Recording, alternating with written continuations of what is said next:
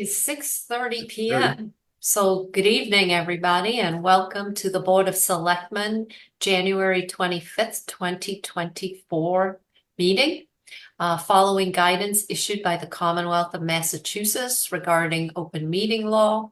This public meeting is being held remotely, and individuals wishing to participate may do so using the Zoom video conferencing technology, which can be joined either on the web or by telephone, and the information is on the agenda, which can be found on the town website. In addition, we are live streaming on Facebook, and citizens who want to observe the meeting and not participate can do so on Facebook.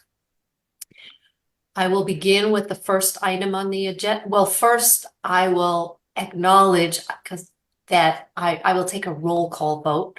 So I am Robin Hunter, interim chair of the Board of Selectmen. Mr. Jeffrey, Jeffries, present. That's good. And then we have our assistant town administrator, Chris Costello. And Jim, I'm not sure if you've met Chris, but he's the newest addition to our staff. I would strongly suggest you stop by and spend some time with him. He's a great asset to the organization.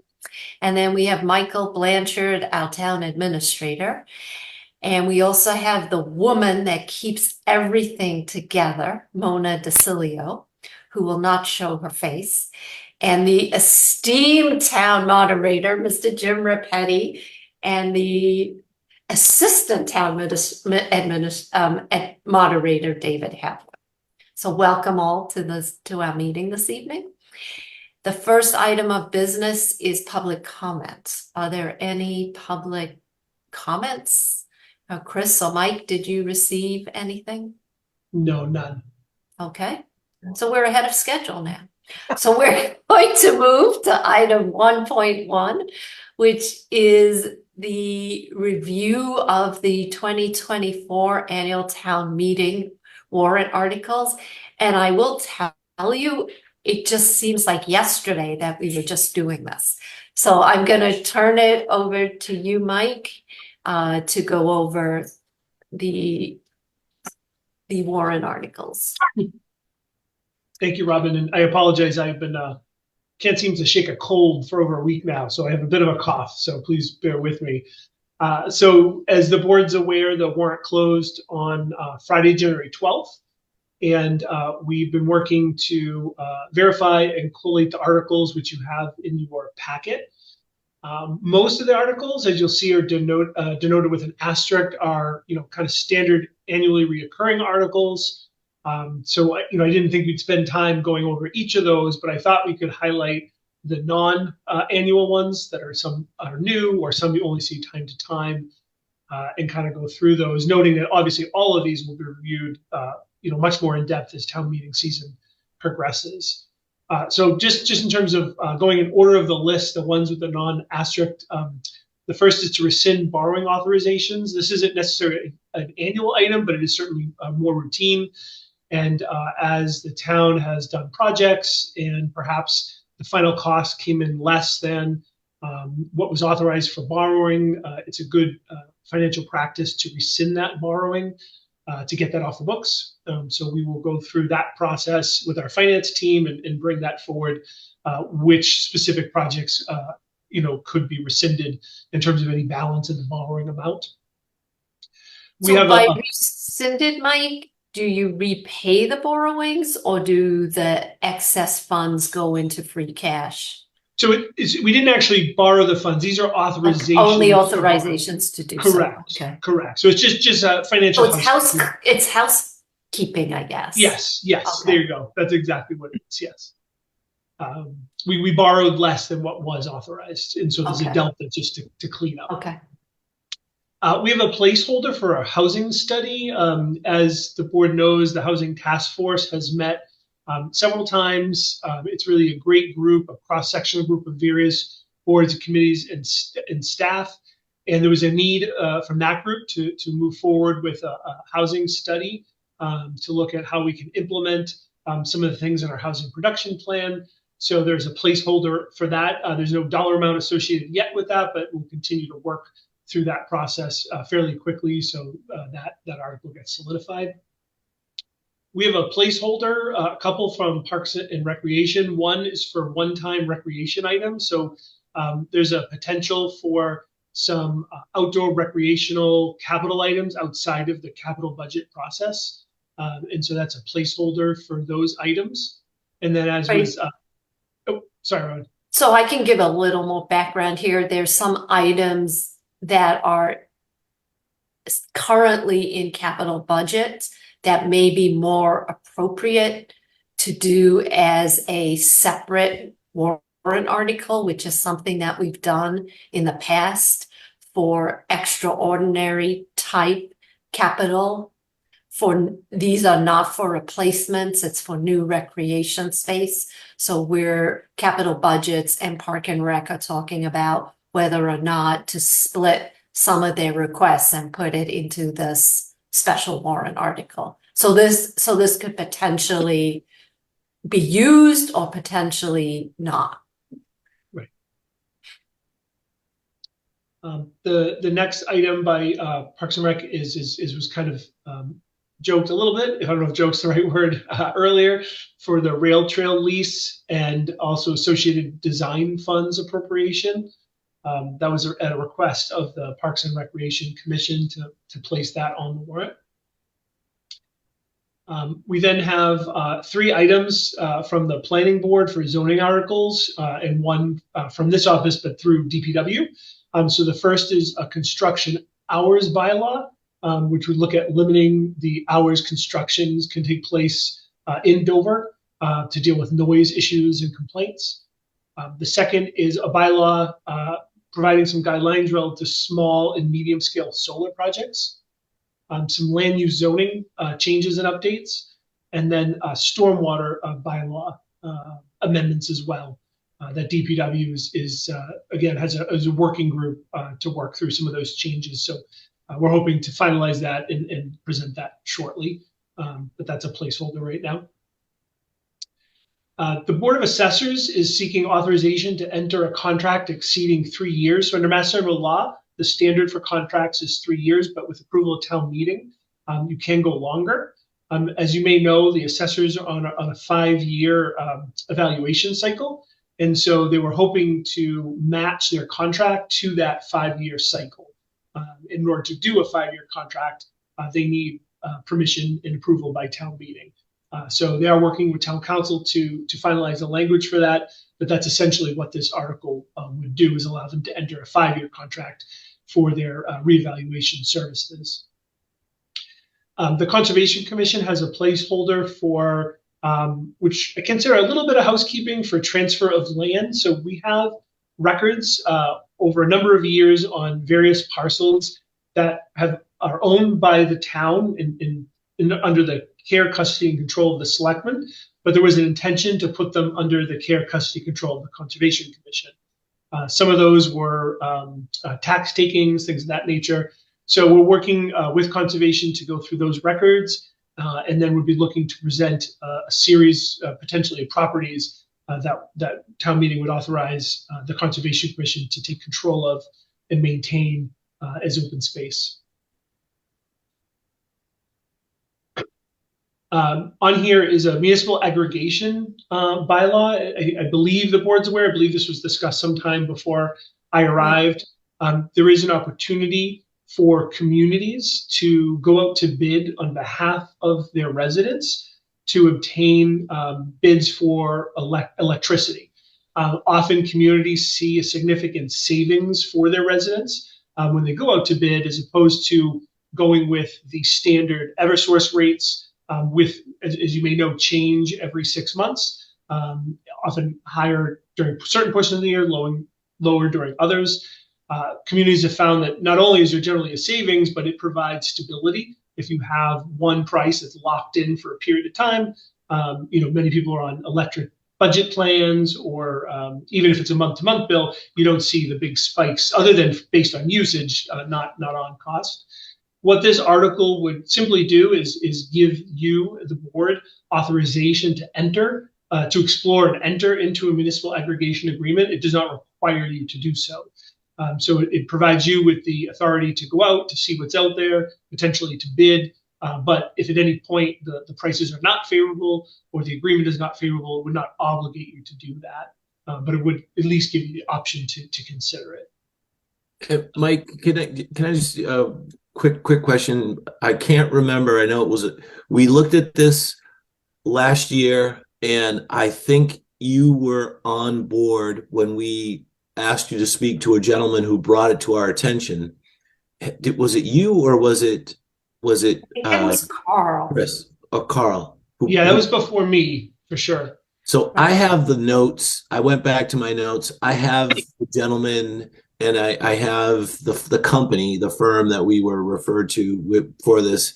And it was really a novel approach. And Yeah, and it was compelling financially. yeah, financially very compelling. And it's a Dover resident. So I'll make sure that you have this. And I know that when we looked at it, it was as Robin and I both said, it was eye-popping, compelling. We just didn't have the ability to do it. So I think this is a no-brainer. But I'll make sure we connect you with the person so we can at least have you meet with them and understand give you a little bit more depth and color to this. That'll be great. No, I appreciate it very much. And again, just for the board's benefit as a refresher and anyone that's watching, while this is an opt-out program, meaning that customers in Dover are automatically in the program, it is voluntary and residents do have the opportunity to opt out. So if for some reason they wish to participate in another program or just stick with the regular Eversource program, residents do have that opportunity. So I just wanted to make sure we know that. Mike, have you seen this in any of your prior engagements? I have, yes. It's been, as you said, the numbers were kind of eye-popping. My last community, it just happened to coincide, very fortunately, with the very large increase we saw a couple of years ago. So the savings were just, astronomical. It was really ridiculous how much residents saved. But again, part of that was just luck on the timing. But as I said, even if on a percent hour that rate per hour, it's not dramatic. It does provide some great consistency over the course of the year, which most people find very beneficial. It's really all about timing. It's when you go to market. You may find, again, you have an eye-popping number. You might go at a bad time. You find it's not great, and then you may decide to wait. You can wait another 6 months and go again. But this article would give you that opportunity to at least consider it, go out to bid, and see what's available for the residents. Right. So we, again, we need to, and maybe we could work with you and Chris and get the gentleman back, but we should definitely, try and put together some slides explaining it and trying to put together pro formas of what the financial benefits are. And how you can opt in and out. I think it will be important, especially since we're sponsoring it. And I just have a very vague recollection now, but I remember it was extremely compelling. Robin, didn't we start with we started this process as the town. We had the ability to do it for us, for the town. So the Board of Selectmen could enter into it, and I think we've begun that process. Isn't that correct?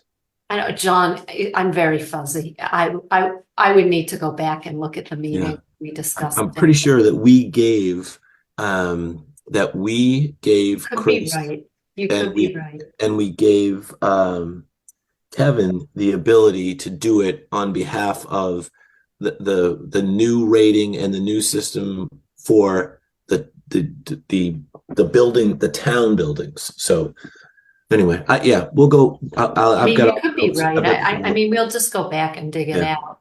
And as we pull together the information, it will all come back to us. Yeah.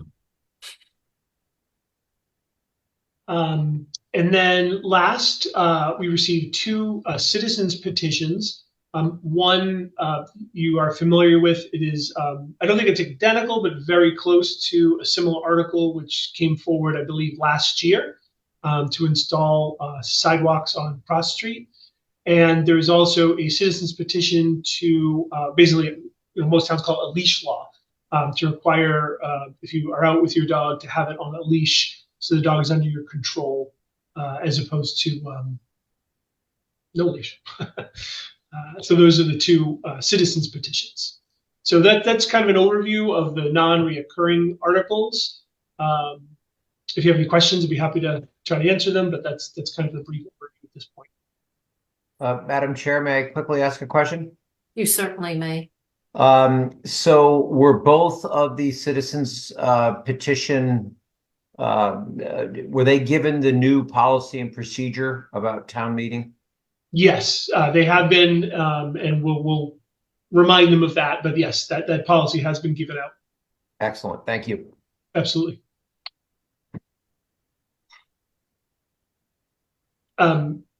Robin, if I may, I see we had a question in the chat, which would be, if it would be great to have an option to buy clean energy.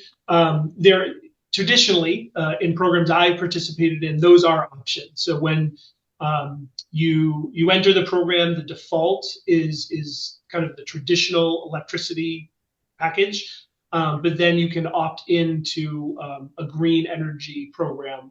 Sometimes there's a couple levels of it. It does cost more, but residents do have the option of not only opting out entirely of the program, but opting into those green energy programs.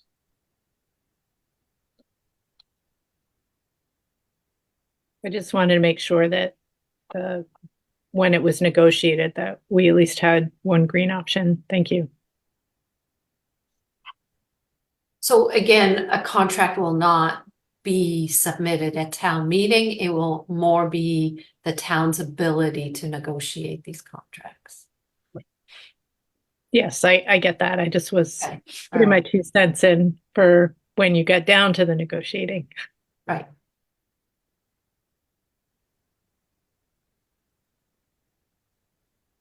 All right, so, it looks like it could potentially be a full town meeting.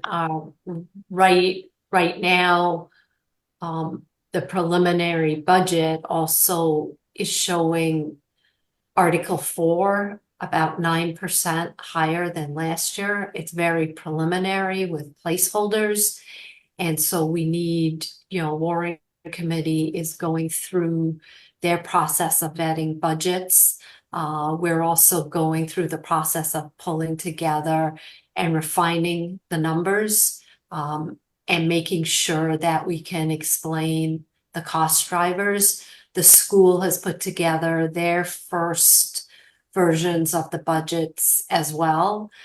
So within the next couple of weeks, I think, we will be able to present a much more accurate version of the budget with fewer of the placeholders that we have in there. Capital, again, is a high capital year. However, we were able to use some ARPA funds, again, some of the infrastructure repairs and upgrades that are needed, which will help reduce that. So capital is working closely with all of the departments that are requesting funds, trying to find opportunities for grants and to ensure that the request is needed in the current year, and to, see whether or not it can be pushed out. But So- capital budgets is almost done, and they will be able to pull together a presentation. We were waiting for just a few more proposals from some of the town committees. Robin, if there's no other discussion on any of these items, I'll move to approve the 2024 annual town meeting warrant articles as presented. I'll second that. All in favor, aye. John Jeffries. I, Robin Hunter. All right, so the next item of business, oh, Mike, you have a busy night tonight, is you are going to present the retrofit support contract for services that they provide to the town. Thank you, Robin. So as the board, I think, is aware, Retrofit is our provider for all of our technology services within the town. We currently do not have any internal IT people on staff, so it is completely outsourced. What you have in front of you is a renewal of a contract that was first signed in 2019, although Retrofit has been a provider of ours all the way back to 2013. At that time, it had more to do with our servers, and over the years, their role has increased to a variety of things, and I'll try to hit on some of those now. So they provide all our kind of desktop services. We have 81 devices, so that's computers and laptops. They provide all the antivirus licensing and software. They do all of our servers. We have 4 servers mixed amongst the various departments. They manage all our network systems. So we have 10 network devices. They manage our backup. So we do cloud backup. So they manage and ensure that. And then because we don't have an on-staff IT person, they provide 1 day a week, every Thursday, a staff person who comes on site. So there's 2 things. One is when there's urgent issues, we're able to submit help desk tickets, and they can address a lot of those remotely. But ones they either can't address remotely or things that aren't as urgent, the technician does on Thursday. So they usually stop here in our office. As you joked, Mona's our point person for everything, so he meets with Mona, makes sure he knows what his tasks are for the day, and goes to each of the buildings, each of the departments, to go through the various issues that we have. There is an increase in the contract year over year. So our monthly cost is going up $1,300, so $1,300 per month, which translates to $15,600 plus per year. What I do want to note, though, is that we are going to see a pretty significant saving. So as the board may recall, we had 2 grants and earmarks. One was to install a municipal fiber project. So that was to install our own network fiber. It's kind of a loop amongst all of our buildings. The second phase of that, which we're about to undertake, was an earmark from the state to upgrade a variety of our network devices to improve our resiliency and cybersecurity ability. And so once that happens, we're going to actually see a reduction. So the contract you see before you today, which we're signing, is $12,302.10 a month. Once that project's complete, our monthly fee will be reduced to $11,309, so about $1,000 a month. The reason for that is the earmark provides for us to purchase the network devices. Right now we're renting them through our provider, so that we will see that reduction. So we're looking at just under about $1,000 per month, or about $12,000 obviously per year. We'll see once that project is complete. So that's good news. But there certainly is an increase regardless. After the project's complete, the relative increase would be $314 per month, or about $3,700 per year. So significantly less once we have that project done. And Mike, I'm sorry, how long do we pay the $12,000 a month? So until the project's complete, we anticipate, based on some back orders of equipment, things of that nature, we could be looking about 3 to 4 months before the project's complete. As the board knows, we do have in our FY25 budget a project manager and IT support person.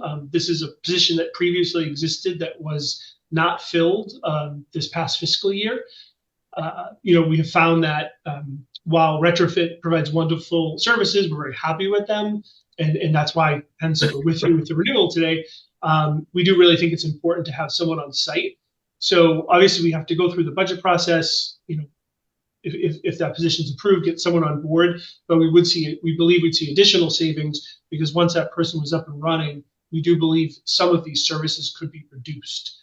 We do not have a hard number on that, because We don't know what that would look like. A lot of that might depend on the candidate, when they start, things of that nature. But we are sure that we can reduce some of these services. We just don't know what that will look like at this time. And as I looked through the services, some of the services, in my experience, are performed by outside outfits, such as the threat prevention and security services. That is something that's always outsourced.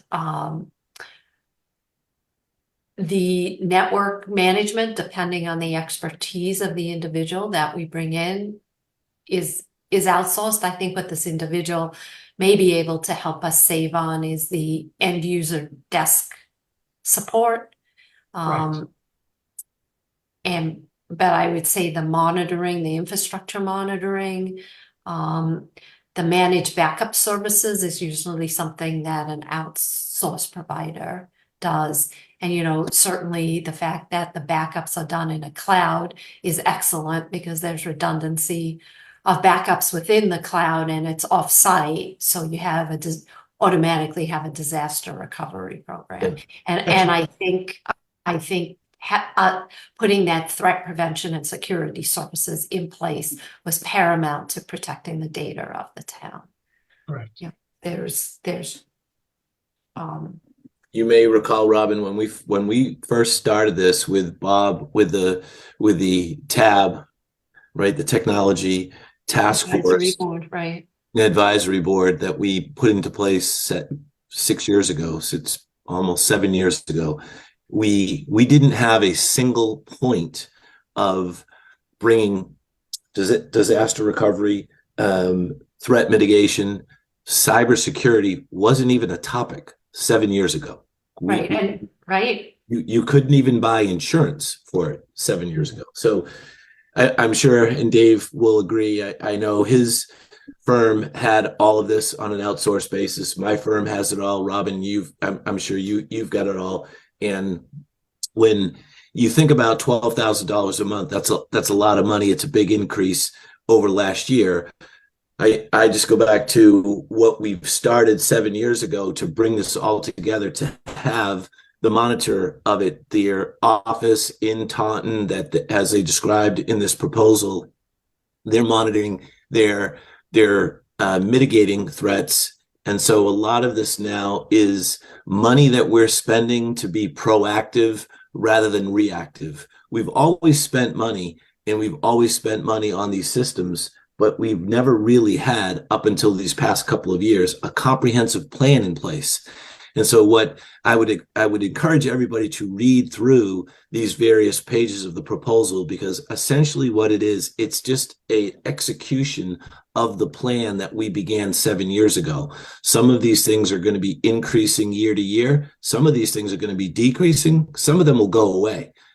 And literally there won't be a cost for some of them, because that's just the nature of this process. It's the nature of the technology.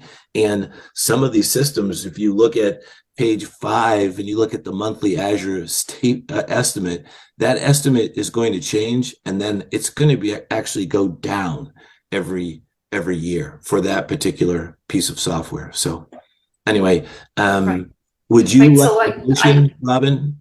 I just want to make sure that people understand that the cost increase is $1,300 a month, and the cost of $12,000, the monthly fee, we were paying around $10,000, I guess, a month prior to this increase. But I completely agree with John. This is, I think even before John, we had different versions of Office 365 on people's machines. People couldn't share information. They were walking around with flash drives because they had different versions. So we've really come a long way. And as we all know, you can't function anymore without a computer. So we need to make sure that they're functioning correctly. So I'm going to move to approve the contract between the town of Dover and Retrofit Technologies for a 12-month term effective January 25th, 2024. Seconded. All in favor? I, Robin Hunter. Hi, John Jeffries. Okay. Could we also, Michael, at some point in time, what we should also do is and just ask Retrofit to do this for us, it is to compare what we're not spending for the on-site in-house versus having this, because what we do, and I'm sure Robin, you've probably done this, and I know that Dave Havlin would have done it, and I do it, is we compare the in-house person costs to the managed service cost. And while the managed service cost is a lot, as I said, it varies, but that it's always up to date and it's 24/7. Even when you have a person in-house, they're never going to be 24/7. They do take vacations. Imagine that. Right, and that's the benefit of having an outsource. You have somebody all the time. So I think we're going to move on to item 1.3, which is review and approve the 2023 Board of Selectmen Annual Town Report. So in your packet was a draft of the report for your consideration. The only thing we weren't able to do, so I would ask if you do consider approving this tonight, it would just be subject to adding the list of grants in 2023. Our DPW director is working on that for me. And so we'll just simply copy and paste the list and the dollar amount, but we wouldn't change any of the context of the report. So I would ask if you would, obviously, if you have any other edits, please let us know. But if you could vote to approve it, just contingent on the town administrator inserting the list of grants, which is a dollar amount and a brief grant description. So I would like to say it was very well written. I kept reading it over to see if I could find a comma that I needed to add or a better word. So thank you for doing this. And I also didn't see anything that was missing. I appreciate our grammar editor, Mona DeShilia, for reviewing this for us. Right.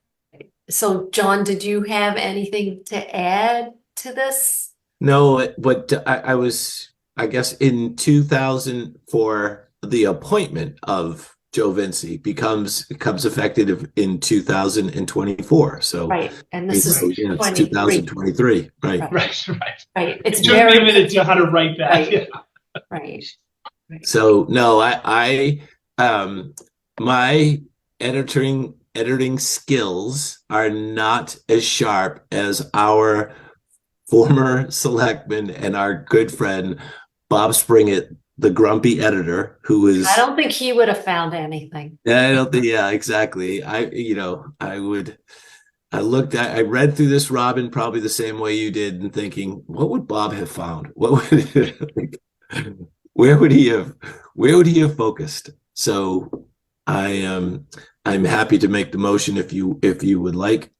Why don't you go ahead? Move to approve the 2023 Board of Selectmen Annual Report as amended. I'll second that. All in favor? I, Robin Hunter. I, John Jeffries. Excellent.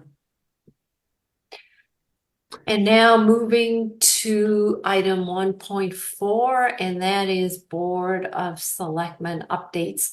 So what I'll do is I'll just start with my updates, John, and then I'll move over to you, and then it will just kind of roll into the town administrator updates, or it may become one, depending. So feel free, if there are things that are part of your update that you want to add to, Michael, feel free doing that. All right.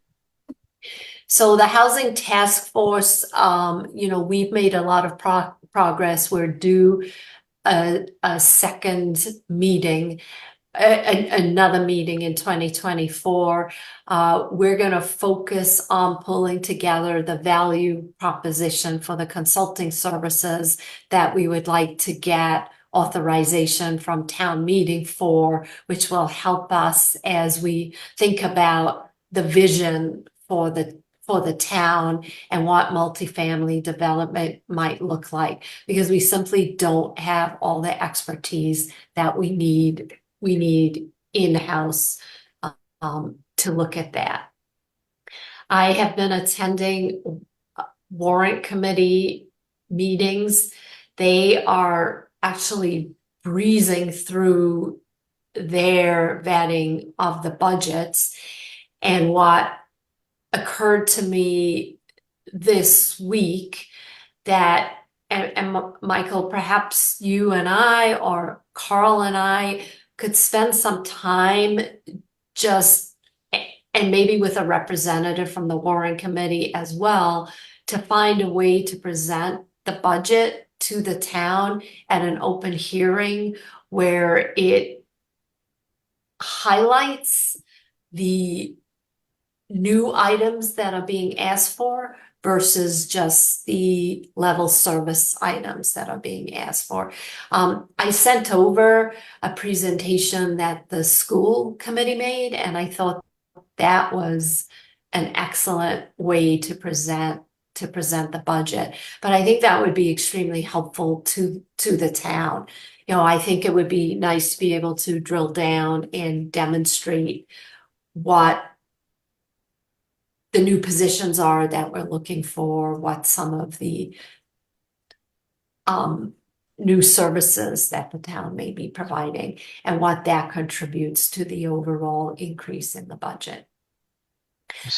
Capital budgets is really making some excellent progress. We are just left with the Board of Selectmen's budget, and Carl was getting some proposals and an engineer that's going to report back to capital budgets. I believe it's not next week, but the week after, on February the 5th or 6th. And at that point, we'll be able to wrap things up and pull together a comprehensive summary. And one of the lessons learned from last year at capital budgets was that we really need to demonstrate to the town what items in the capital budget are simply replacement items and items that over time we're going to find ourselves continuing to replace, what are infrastructure projects that we have to do in connection with new regulations, and which projects are just in general infrastructure failing projects, because I think it's important to put it into those buckets. So I'm going to work with the chair to do that. I am really pleased to say that the Water Resource Committee is almost ready to issue the report. This has been almost 18 months working with CDM Smith, and the committee was first tasked to look at the water source in Dover to understand what potential alternative sources there may be to the town and what the costs would be associated with those. And then we did a slight add-on of the project where we asked CDM Smith if they could model what the sustainability of the aquifer is. Like, could you say how much additional gallons of water the aquifer could provide to the town? And they are busy working on that final piece. So we do have a meeting set up. They sent the report out. We sent comments back to them. One other thing that came to my attention was there is a dashboard on the website that updates the monitoring wells that we have in town, and there's an issue with the license. So I set the Water Resource Committee straight that we're straightening out the issue with the license, and that the data is being collected, and that that dashboard will be updated in the near future. So everybody was really pleased about that, because that's a great way. Actually, it's one of the only ways for us to get a proxy of the capacity of the aquifer in town, or the health of the aquifer, because we do know during droughts that it takes much longer for the wells to recharge. And those are all the items that I have on my plate right now. I think everybody's gearing up to town meeting, and we did talk about making sure that we update the website with information on each of the warrant articles. I did meet with the chairman of Park and Rec to try and understand better exactly what they were looking to do for that rail trail warrant article. So maybe we could talk to them a little bit. Their preliminary idea was to get the town to approve the standard MBTA lease, and also to approve some funds so they could update the costs to put the rail trail in place. I think we need to discuss a little more in detail with them exactly what is going to be presented to the town, so that it's not confusing, because if the town enters into the lease, you're committing to the rail trail. So if you don't have the cost approved to put the rail trail in place, you really can't commit to a lease. So maybe it's just to get a sense from town meeting whether or not they would be willing to enter into the standard lease. So we need to make sure that whatever we're asking for is understandable to town meeting, because we do know from past experience that this can be an extremely emotionally charged item in the town. So we need to understand exactly what we're asking for at this town meeting. To say the least. Yep, Jim? Yeah, just one other point to follow up on that, Robin. I think it's really important to understand for somebody to study what the liability issues are, and also about the availability of insurance. And a lot of us know that just because you have insurance doesn't necessarily mean you're going to be covered. Also, what might be the anticipated litigation expenses in trying to enforce an environmental insurance policy? Somebody, Yeah, I'm sorry. So we did all that work before. We Yeah. have all the opinions. So we need to pull that all out and go back and look through it. But right now, they are not asking, that's the thing with this warrant article. It's not, because you need funds to put, so what comes first? The horse or the cart? And that's why I want to make absolutely certain that the town understands what they're voting for in this Right. warrant article. Because there's, what is the town voting to approve? Is it to go back to the MBTA to pull together what the standard lease is, to pull together the cost estimates, and then to come to town meeting with all the facts? Is that what they're looking for? Because you do need some money for that, because we do need to update the construction costs. Dave? Robin, what about the bridge? Because the last time that was brought before town meeting, they were talking about ending it at basically the town center and before the Medfield line. And if this is a connection between Needham and Medfield, there's that little river and that railroad bridge. And just to let everyone know, about 20 years ago, I happened to be driving by the last time a train went over that bridge.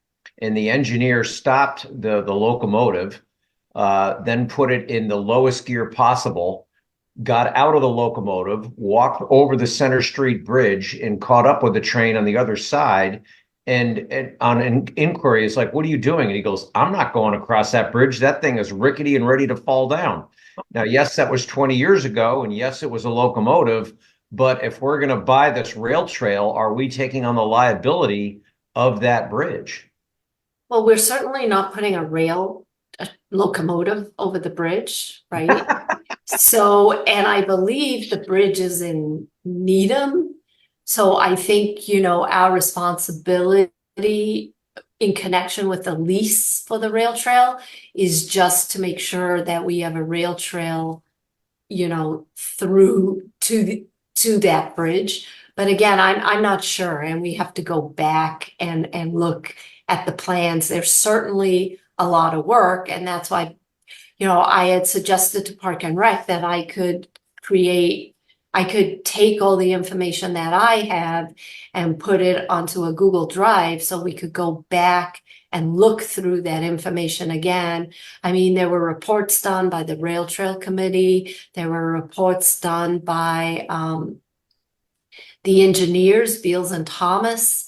There are opinions written by the environmental attorney at Anderson Krieger.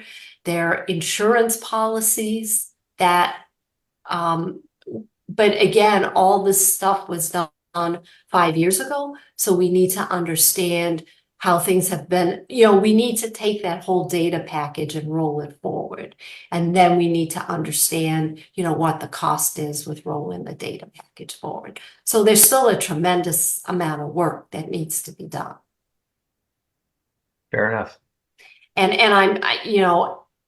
I'm sure the town has files, but one of the things I did do was I scanned in all of those reports.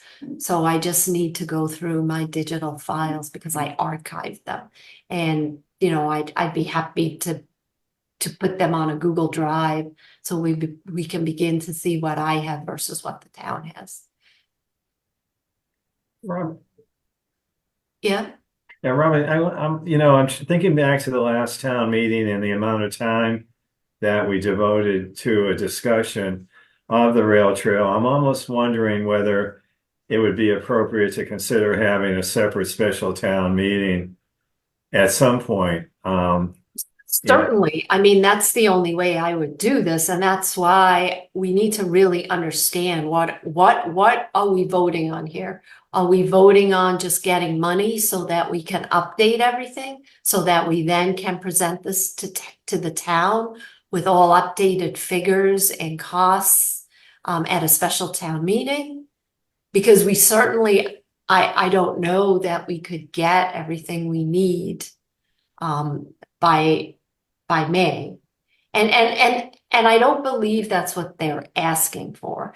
I think what they're trying to gauge is this something the town would like them to try and move forward?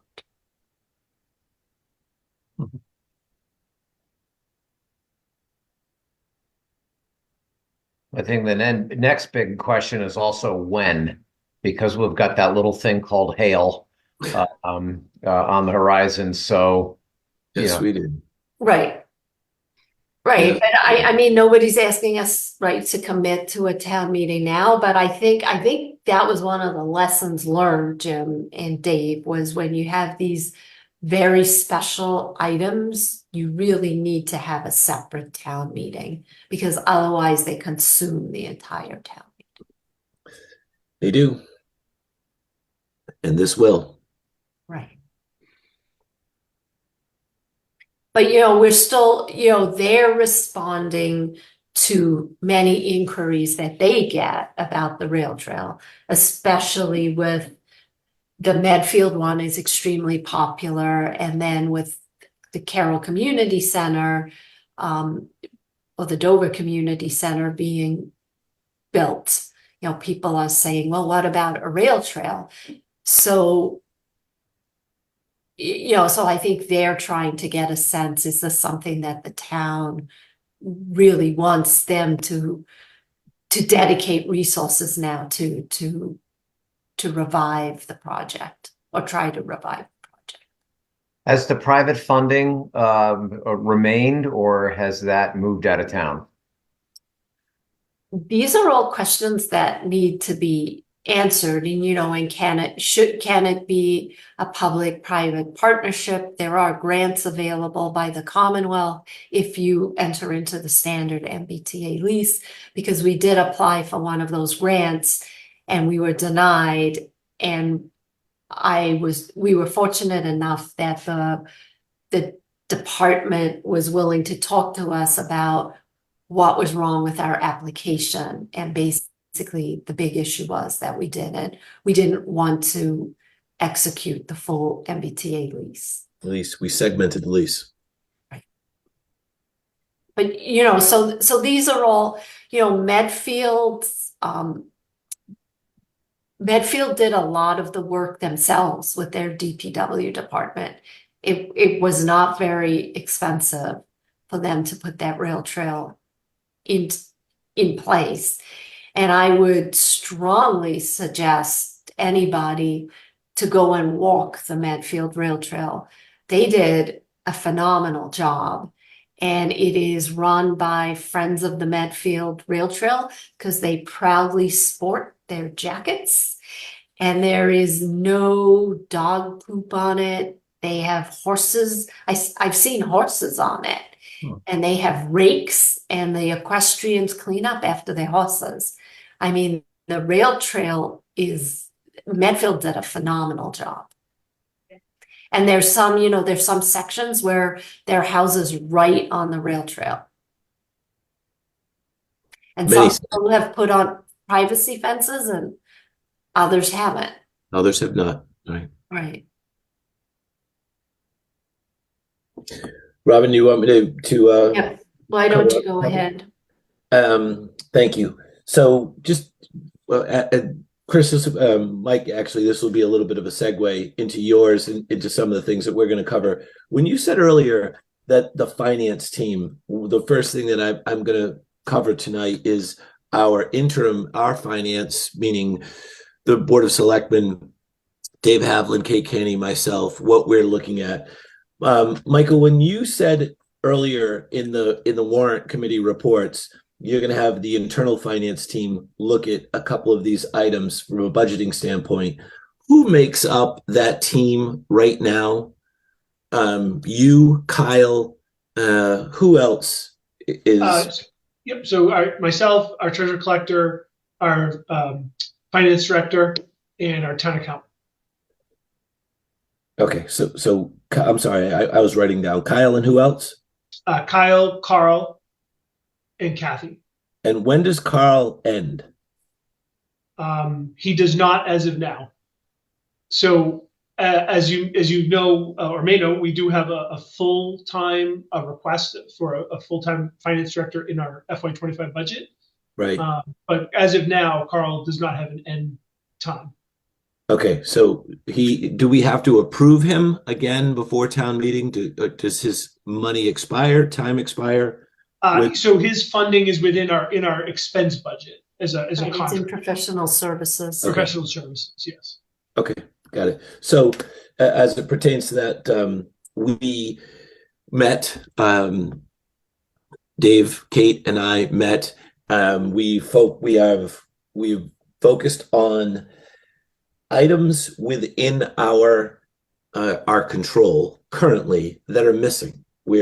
So that's one item of interest, one topic that is at the top of the list. So we are methodically going through our vendor contracts, our vendor agreements, and where we've identified, with the help of Dave and Kate, meeting with Kyle, identifying things that are missing and things that we, the Board of Selectmen, have asked our vendors that are missing. So that is item number one.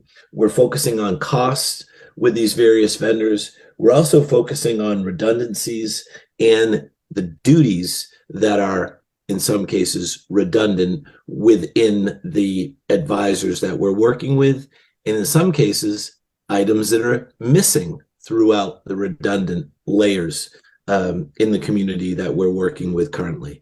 So that is the first item, the first items of business that the three of us have focused on are those that I've just enumerated, and working with our team, specifically Kyle and the people that Mike just mentioned, because many of these people are new Many of these people have no experience working with the vendors that we have.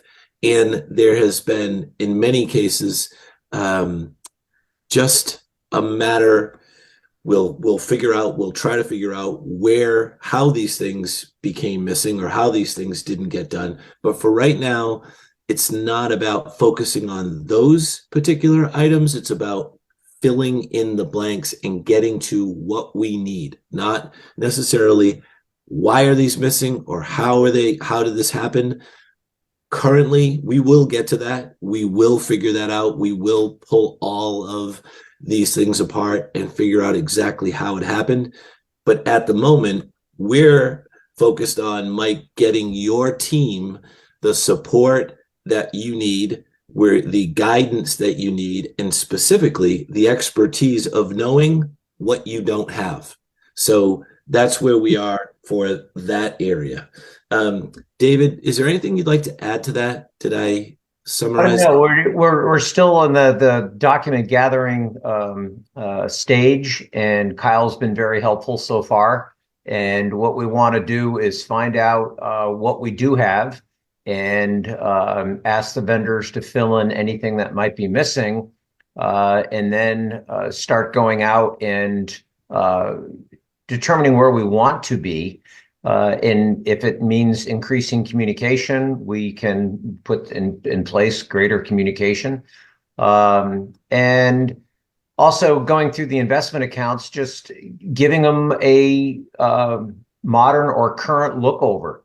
And in each of the trust funds, and there's many of them, what are their objectives? What are their timeframes? What are their needs on an annual basis from these trusts? And making sure that the investments actually line up with each of their objectives. So again, it's very preliminary. We're just gathering information, and look forward to working with Kyle and others to get this done.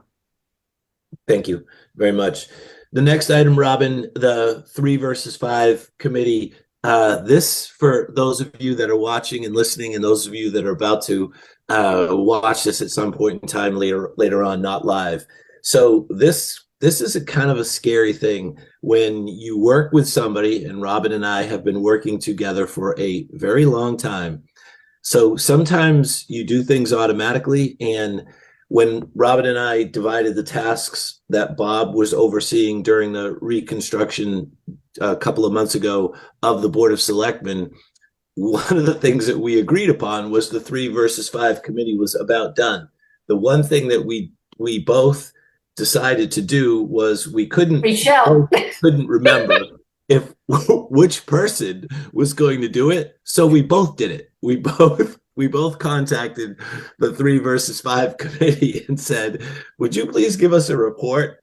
And I literally sent Robin a text or an email the same day that she actually met or spoke with Kate and the 3 versus 5 committee. And I thought, oh my God. And as I said, John, better both of us approach them than none of us approach them. So, hey, I'm not apologizing for both of us approaching them. Exactly. And then I forgot to mention it. So thank you for mentioning it.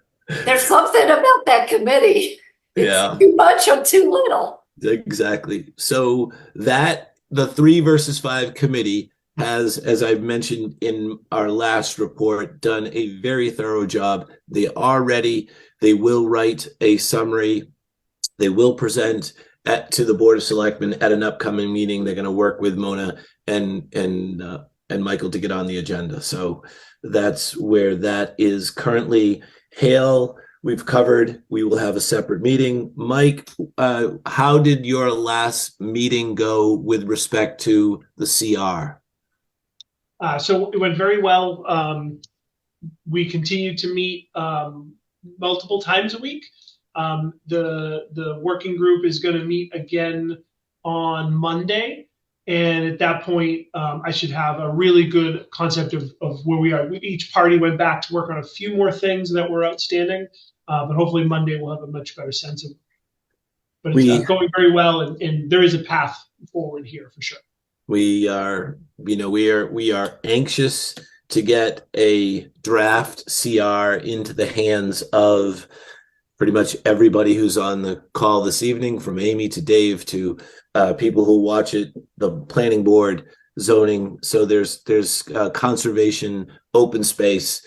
All of these folks want to get a draft CR in their hands so they can review it, read it, understand it, and then opine how we can make it better, stronger, whatever the right terminology is. So that, Michael, I can't, we've had many conversations, so I just encourage you to work as hard as you can to get a draft to us so we can disseminate it.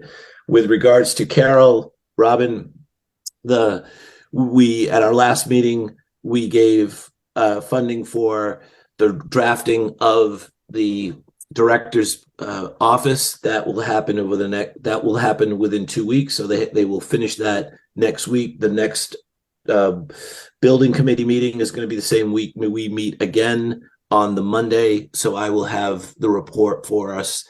There was a meeting yesterday. Carl Warnick informed me that that's just a standard regular meeting on site that he attends, and there was nothing that I needed to attend. But that did happen yesterday, and that They're is making progress when you drive by there. I mean, it's kind of exciting to look at it. the good unofficial news is, and I believe we heard this from them as it pertains to their contingencies.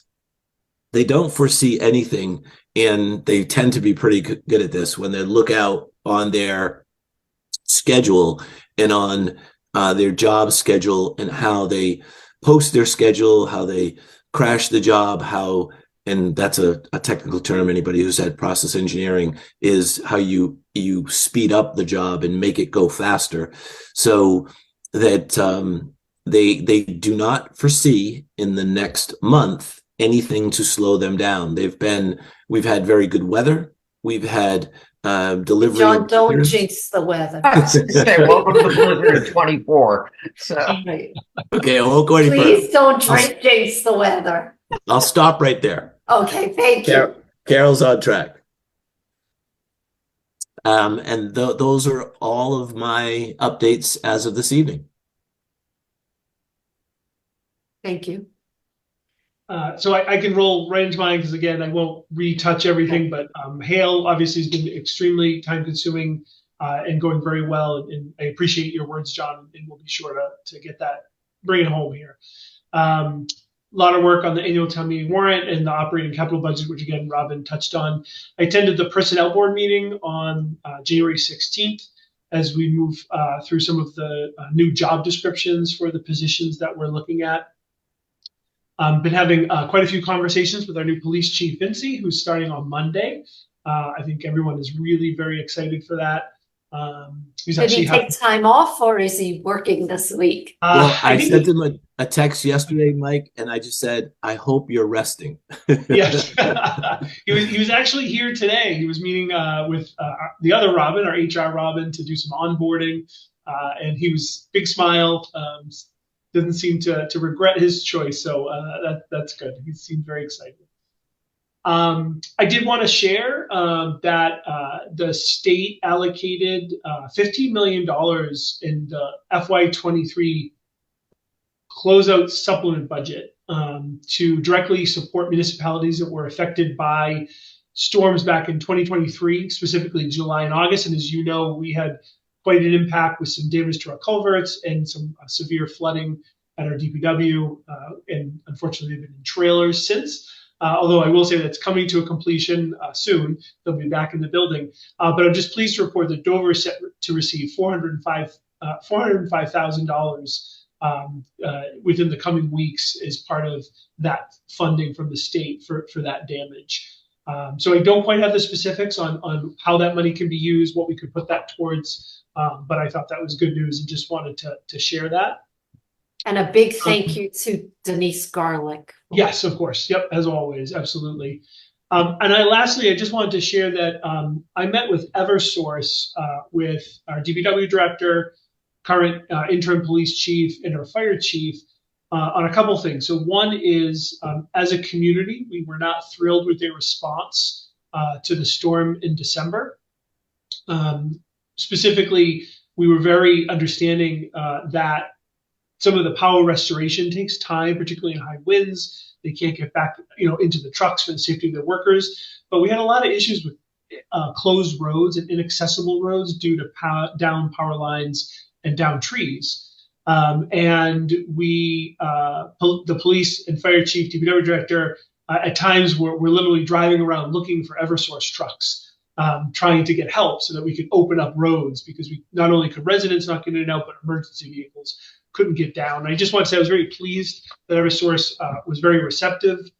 They took full responsibility, and I think we have a good plan going forward of how we can address that. Specifically, what we asked them, which was done in years past, was to sign working crews to the town that then our local staff direct them where they need to go.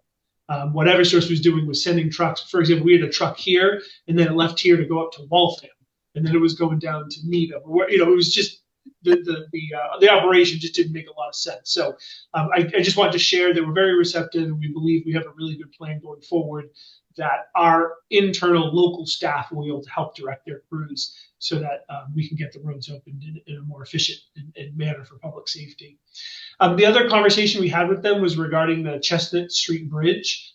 There hadn't been a lot of communication directly with Dover, so we thought it was important for them to do that.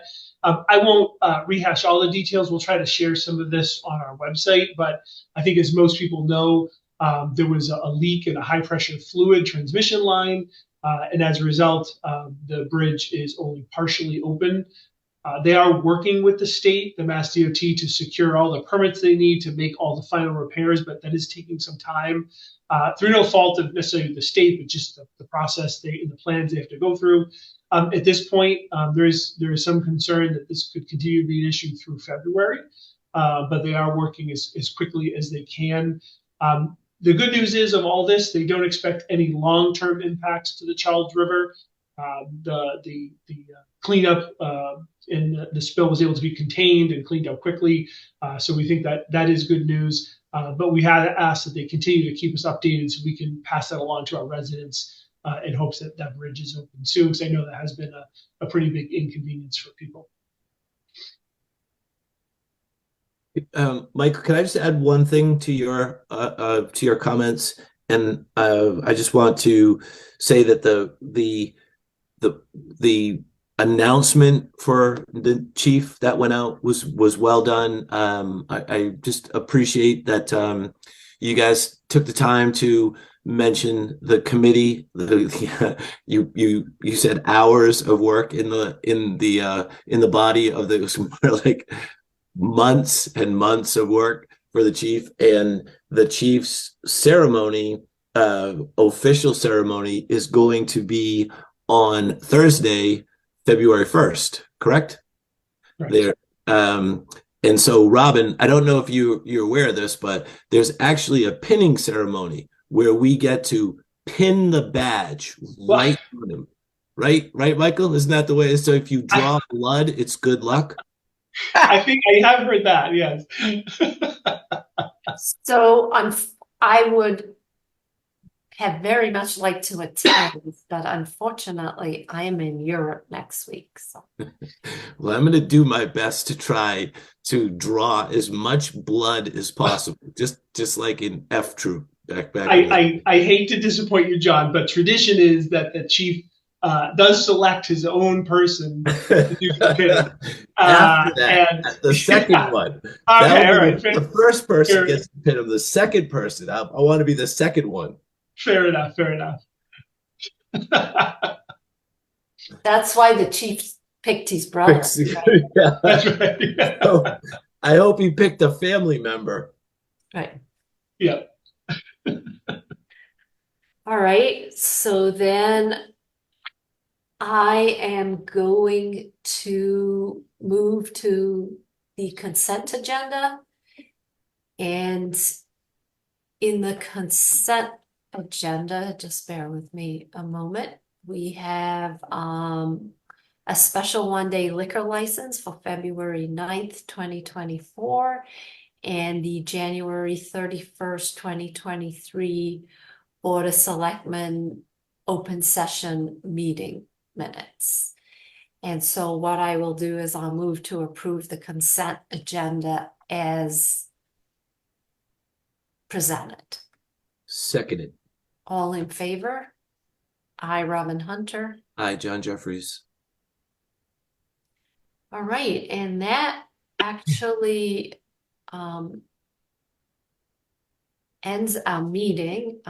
Following this meeting, we will enter into executive session to discuss and prepare for collective bargaining with labor union personnel and negotiations with non-union personnel.